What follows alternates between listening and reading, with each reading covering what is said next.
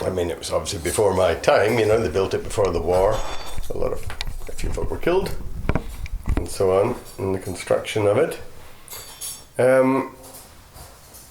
Obviously it was a kind of secret thing, there's a pipeline going down to Invergordon to the tank farm. And in the old days, Inchindown used to have a right of way really just for the taking out wood. This is a bit of a distraction from your tanks, but the forestry, you see. But in those days it would probably be a horse and cart taking and stuff out. So there's always been a public right of way.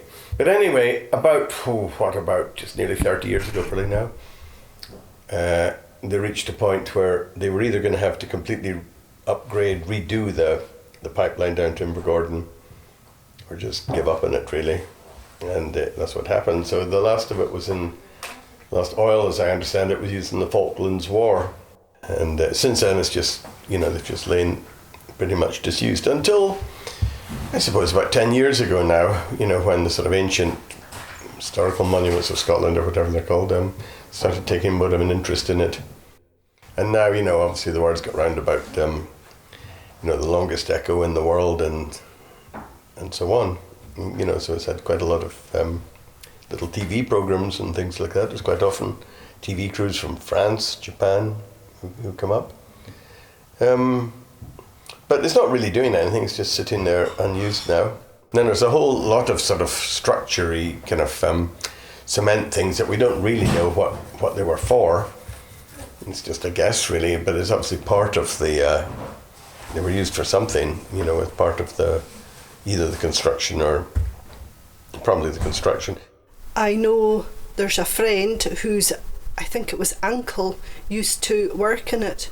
He used to cycle back and forth every day from Edgerton, and just that all the tools are left. And I know there's a pipe comes down and goes out into the Firth.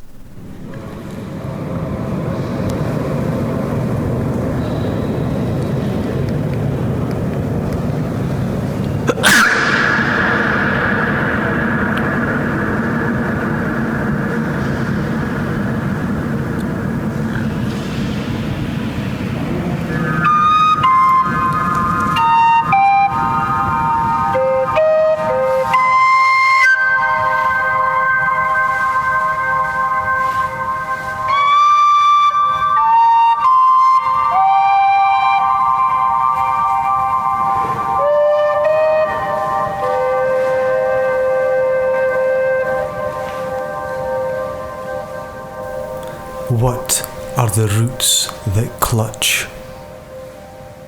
What branches grow out of this stony rubbish? Son of man, you cannot say or guess, for you know only. A heap of broken images, where the sun beats and the dead tree gives no shelter.